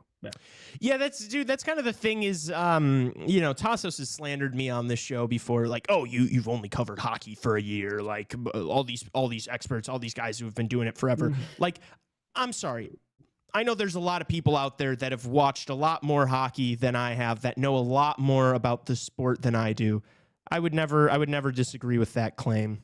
But the amount of people that I saw saying that the Washington Capitals were like going to get to the Eastern Conference Finals, would be like a potential Stanley Cup contender this year. It's like, are you looking at the roster? You watch like, this team. It's just these people that take way too much from the regular season. Chat, if there's anything you've learned from this postseason going into next year, is you cannot draw too much from the regular season. Because if you just look at this look at the Capitals roster. Go to the box score. That's not a Cup team. Just go to the box score. They overachieved. Go to the box score and tell me that that's a team that has any chance of winning a Stanley Cup. Look at that forward group. As Justin mentioned, you've got Anthony Beauvillier in your top 6. Come on. Like before the season, like people weren't even thinking this would be a playoff team, let alone a Cup team. Like they had a Linsanity season. Like that's exactly what happened. Like Johnny Laz talked about this before, like the Rangers, for example. Like this is one of those types of teams, like great rubber season. Playoff hockey's different. It's more physical, right? Less goals, more defensive, and that's just not the way they play. It's like good goaltending, a good power play, and like that can get you in the playoffs from the regular season. It's it. But it's just not enough to win you anything in the playoffs. Yeah, I mean, not overly stunned. That first goal from Jordan Stahl was kind of I don't know. I thought Thompson maybe could have done better there. But I mean, cool to see that guy still putting him in the back of the net. And then, Beauvillier ties it. It's 1-1 for most of the game, basically the entire game. Not a lot going for either team. Both teams just kind of taking turns dumping and chasing and just trying to win puck battles like on the forecheck and creating offense. Rolling hockey. Yeah. And it's just like, and I've seen, like, there's obviously been a lot of people on social media and stuff like criticizing the way the play looks. And then there's all these like mega brain geniuses that are like, what are you talking? Like, who cares? Blah, blah, blah, blah, blah. It's like, yes, who cares? Like if you're a Carolina Hurricanes fan, who cares? Like you just want to win. You're winning. It's winning. It doesn't matter. It's effective. But as far as the neutral goes, like you're not going to convince me that this is like an exciting series in any way. No.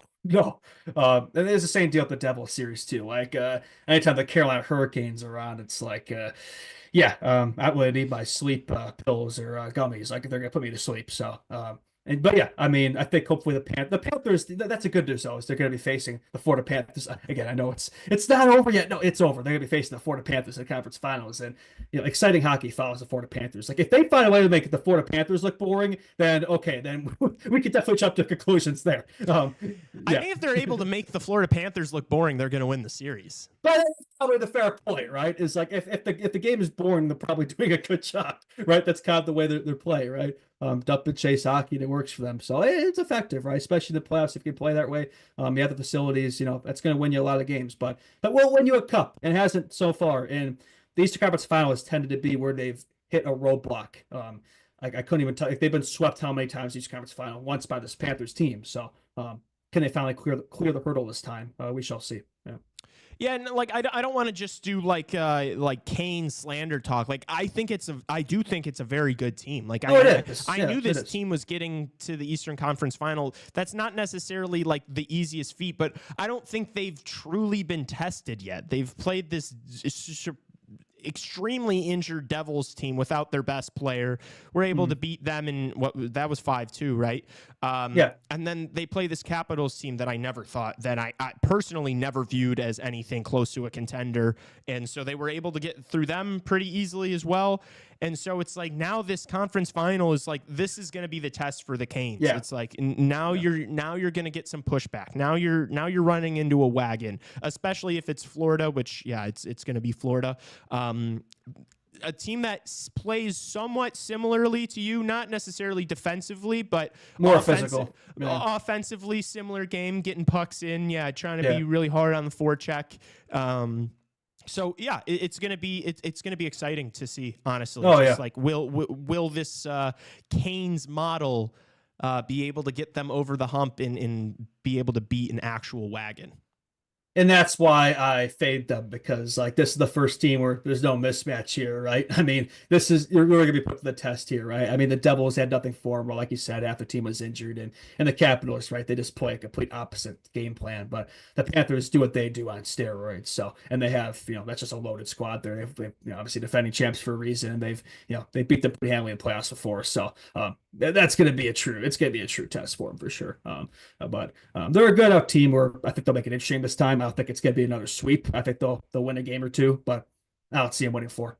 Yeah. I agree with you. Yeah, I think it could be a series. I don't see the Canes winning, but who knows? We're going to watch because they'll make it interesting. You never know. I think they will too. Yeah, I think so. Yeah.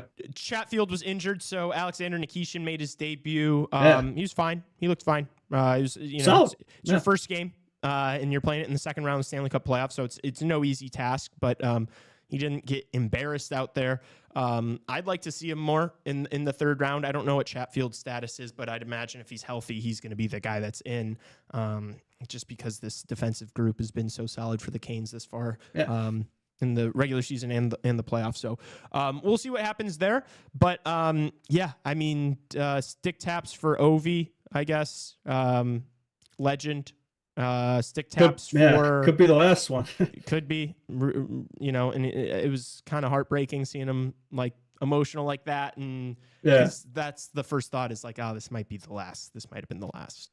And honestly, like I wanted them to get past the Canes. Like I think I'm pretty sure my bracket. I don't know why. I'm pretty sure I did have the Caps being the Canes, not because I thought it was going to happen, but because I wanted to for the story and just a more fun team, more likable team in my opinion. Not that the Canes are unlikable. Like there's a lot of players in the Canes team I like. They just don't move me. And like now we get subjected to another round of Canes hockey, which wonderful, fantastic. But it's a conference finals. It's always gonna be fun to watch, no matter who it is. But although I guess some of the Islanders ones back in the day weren't that fun. But anyway, it's a similar type of team, right? It's really like those 2020, 2021 Islanders teams on steroids. That's what this Canes team is. I'm pretty sure when I predicted on this like a couple weeks, like as this matchup came out, I'm pretty sure I switched it to the Canes because based on what I saw in the first round, and this was the least surprising second round. Like we could have all predicted this, so nothing really shocked me. And just to reiterate one more thing is just like that was not on Logan Thompson. That guy played phenomenal all year and specifically the playoffs, and was easily their best player in this series. So hats off to him. Stick taps for Logan Thompson. You're a beast. You'll be back. Credit. And one more thing too. And I'm pretty sure I said this for this series where it's like, okay, you got the easiest team in the first round against the Canadians. That might be great in the short term, but the long term, it's going to be quite a quick turnaround when you go from facing the Habs to the Canes. And Uno reverse card, won in 5 games, lost in 5 games. So I thought that was kind of interesting. Yeah. Not overly stunned though. Not overly stunned by the results here. No. Okay, and then the second game of the night, where the Capitals failed to extend the series, the Jets succeeded with probably their most impressive performance, maybe of the playoffs. Definitely of this for second round. They win an emphatic 4-0 game. Empty netter coming from Ehlers at the end to make it look a little different than it actually was. But I don't know, man. Not much going for Dallas offensively.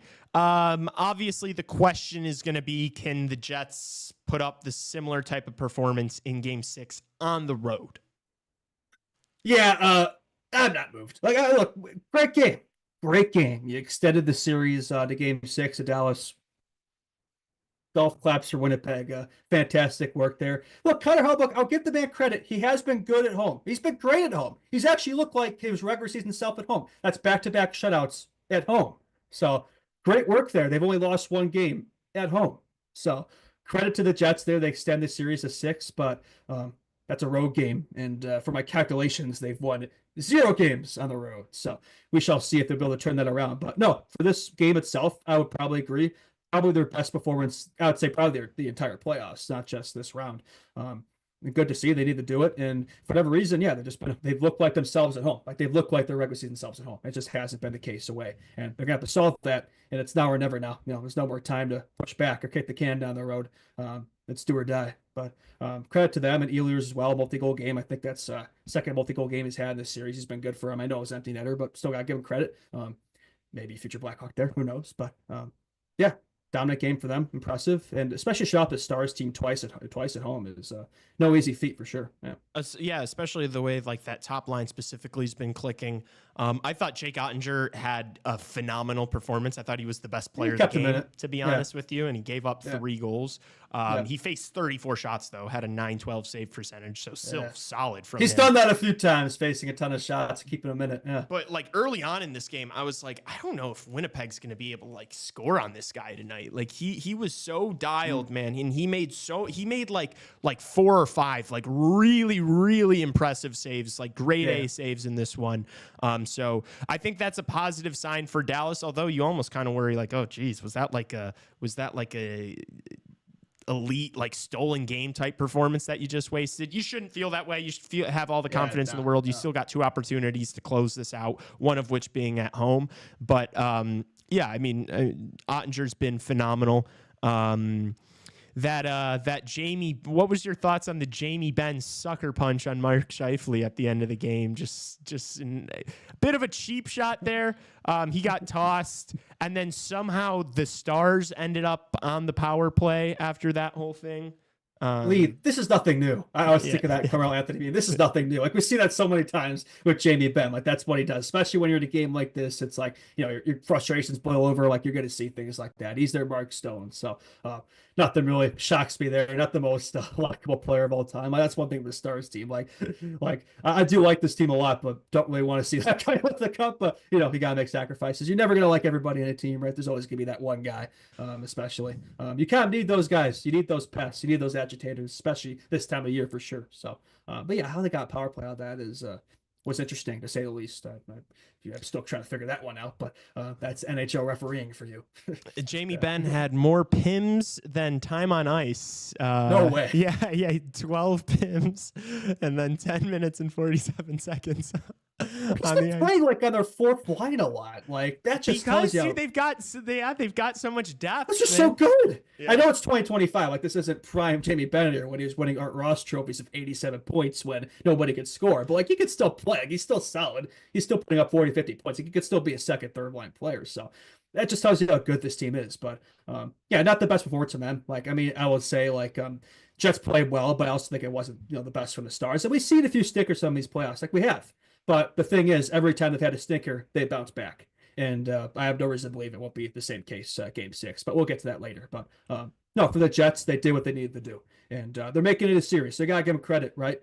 They're making it more of a series than the Caps did because, I think I've had a lot of the same reservations with this Jets team as I did with Washington. Regular season merchants, but they're at least putting up more of a fight and against a much better team, I would say, too. So got to give them credit. Yeah. The power play finally coming through there for Winnipeg on the 5-on-3.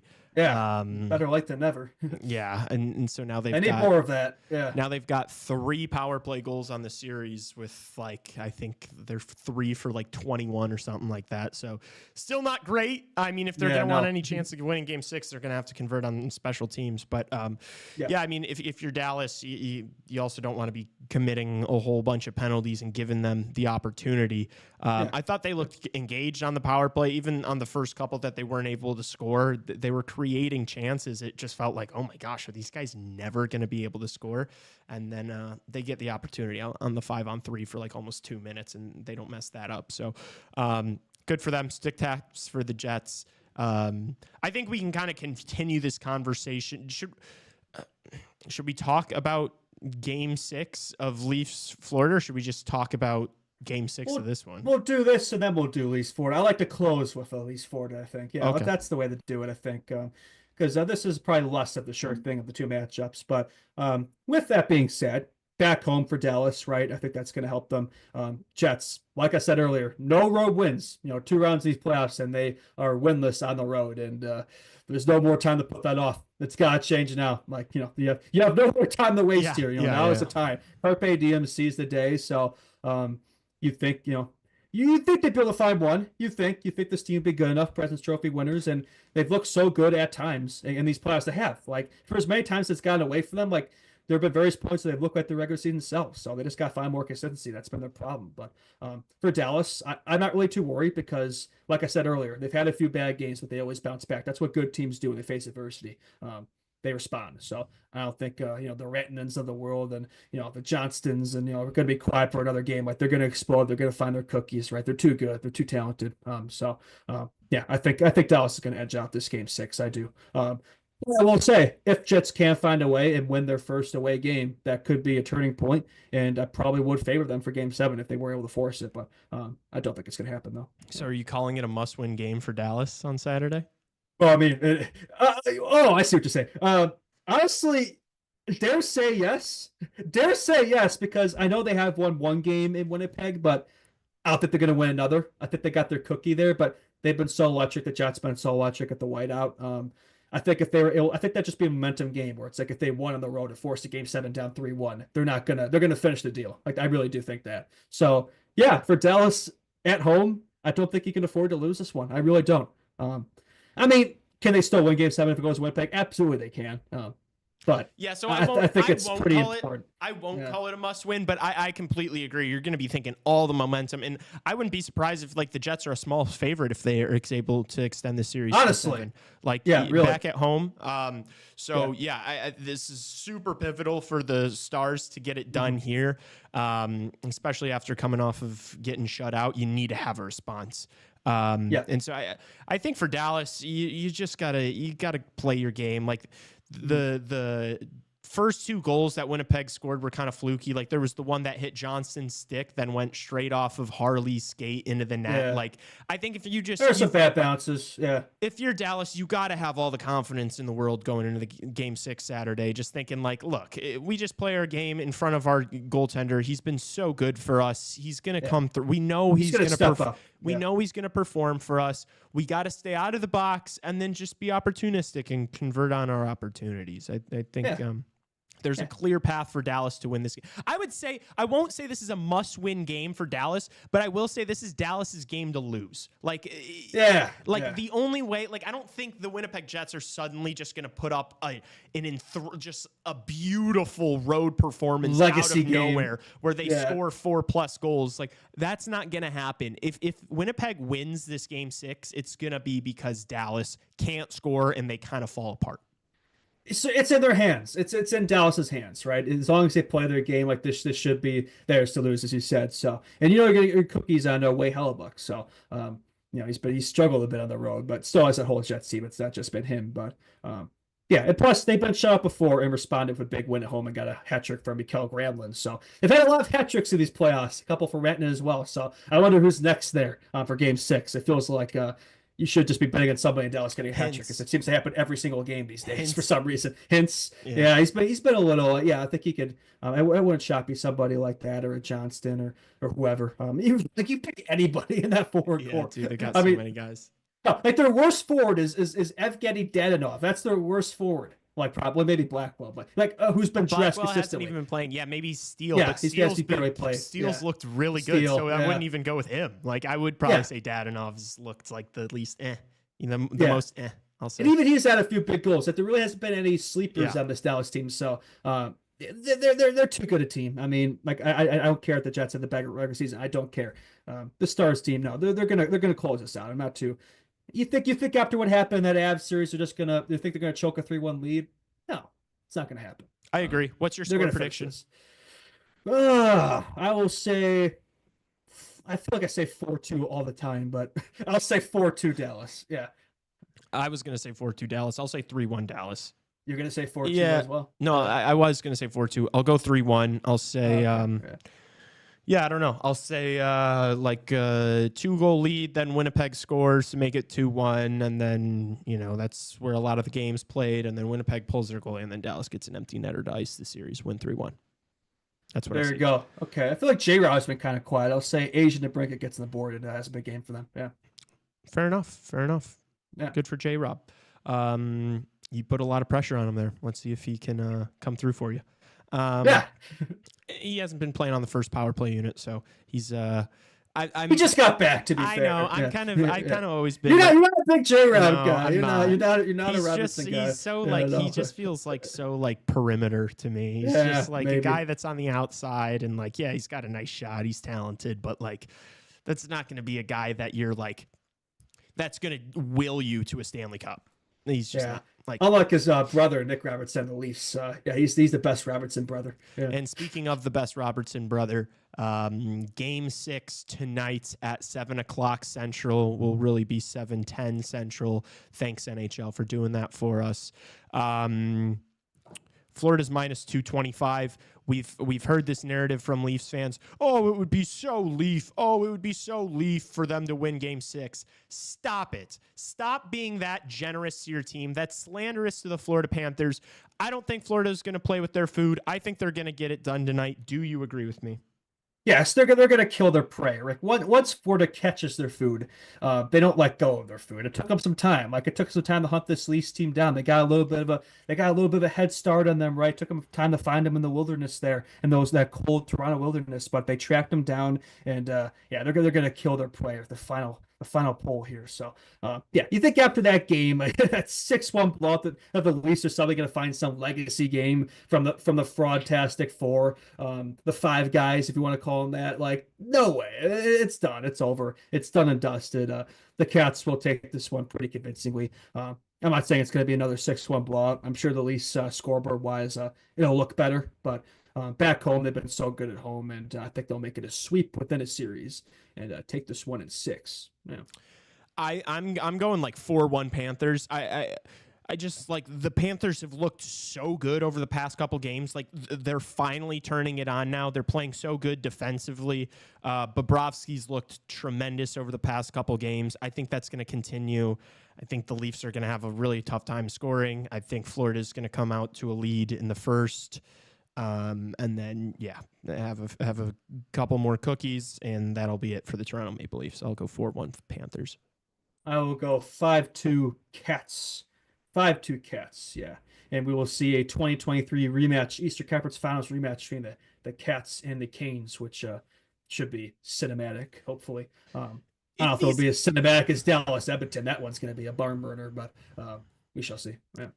If these Leafs, and by these Leafs, I mean the core four, and more specifically Nylander, Marner, Matthews, and even more specifically Marner and Matthews. If you care about like this sport at all, or like your reputation, or this should be a anything, legacy game for them. Like how many times have we said it though? It should be, but I thought Game 5 was a legacy game for them, and it was Nope. one of the worst performances I've ever seen. Like you can't lose the way you did on Wednesday. You gotta go out with some dignity, with some honor, right? You can't get blown out. Show some pride, for this fan base. That's they're almost immune to the pain now. I mean, it really does feel like that. They've seen it so many times. I mean, that Steve Dingle is still kind of losing it, but like a lot of those Leafs fans, they've seen it too many times. So they keep saying this year's different. This is the best Leafs team that they've had. Show it. You know, I mean, if you're a true good team, you should be able to respond no matter how badly the last game went. So if you can find a way, bring it back home for game 7. I still don't think it would matter. I still think the Cats are taking it 7 games. Yeah, because yeah. This Leafs team has never won in 7 games. And if anything, they seem to be worse at home suddenly.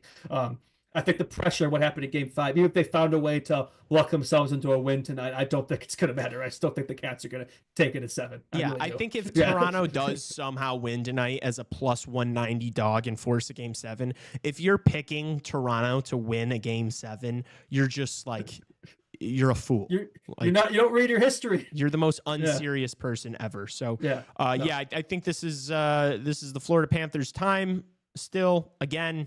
I think they win tonight, and we'll be all set for a Panthers-Canes 3rd round Eastern Conference final matchup, and I'm excited for that one. So, any other thoughts? I have a question for you, Lee. Do you think Mr. Austin Matthews 0 for 10 in round 2? Does he get it done tonight? Does he finally get that long, highly anticipated round 2 goal? It wouldn't surprise me if he gets that super anticipated round 2 goal and a loss. That wouldn't be surprising to me. Like too little, it's gonna too be like late. The end of the game, like Chris Fall, a huge streak, got the lead to 42. Then they'll hold their hats onto that. Look what Matthews did.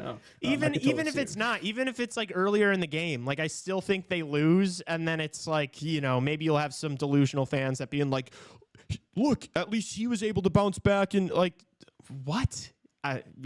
He has 2 goals this entire playoffs, I think. He's obviously playing through something, but like so is Matthew. Like Matthew Tkachuk is so visibly playing injured. Like that guy is like barely moving out there. Everybody's playing through something this time of year. It might not be serious, but like just the fact that it's May and you're still playing hockey, like everybody's tired, everybody's worn down, everybody's got an excuse. By the way, what I was hearing from some of those Leafs fans earlier that you brought up there, it's like, oh, they're all dealing with something. Well, it's like, I think it's all self-created there. It's like, you're all making $10 million plus, figure it out. Yeah, like I have no sympathy for this Leafs team, for that organization. I have zero sympathy whatsoever. Figure it out, dude. Yeah, you're making $10 million a year to play a sport. This is going to sound very rude and not very empathetic of me. I don't really care what's ailing you that much. Okay. Like, dude, that is, we do not care. Jackie Redmond went on Morning Cup of Hockey, yesterday or 2 days ago. It's probably their poverty. And it was actually, it was a very good hit. And that was one thing she said. It was like, that's what the money's for. Like, okay, that's what the money is for. And it's like, yeah, money doesn't buy you happiness, but you can't complain about, an injury when everybody else is doing it. So, no real excuses there. It's put up or shut up time. Last opportunity for the Maple Leafs in the core forward to prove they are not everything everyone else says they are. I don't believe in them. I can't wait to watch the last game of this core four together. It's going to be absolute cinema. Money might not be able to buy you playoff series wins or happiness, but it can buy you, country club memberships at the golf club. So I'm sure Mitch Marner's looking forward to getting his round in tomorrow. Justin, you think these guys don't already have their villas booked in Cancun? They're done. They're checked out. You think these guys don't have the fucking, they already know what clubs they're going to in Cancun. They've got, they're bringing the nannies with it's all set up already.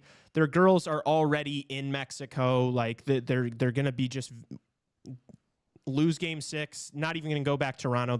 They're literally bringing their bags to Sunrise, packed for vacation for their Cancun getaway here. So Captain Choke America Pappy will be hanging out with Drake and Island. So good for him. That'll be really fun. I am excited to see the Instagram posts from Austin Matthews this offseason. They'll be really cool, I'm sure. All right, I think that's it from us. If I'm correct, unless you had any other thoughts to get off your chest, we appreciate you guys a lot for hanging out with us, watching the show. Please like this video if you haven't yet, just to boost us up a little bit. And if you're listening right now, and you've not subscribed to this YouTube channel, please do so. It's very important for us to continue to grow so that we can keep giving you the content you enjoy. And follow us on Instagram at Chicago Hockey Radio. And as I said at the beginning of the show, if you listen to us on Spotify or Apple Podcasts, a 5-star rating and review on those applications go a long way for us. We appreciate you guys so much. We'll be back Monday for a regularly scheduled program. Tassos will be back with us, so don't miss out on that. Enjoy your weekend. We'll enjoy ours. Peace out.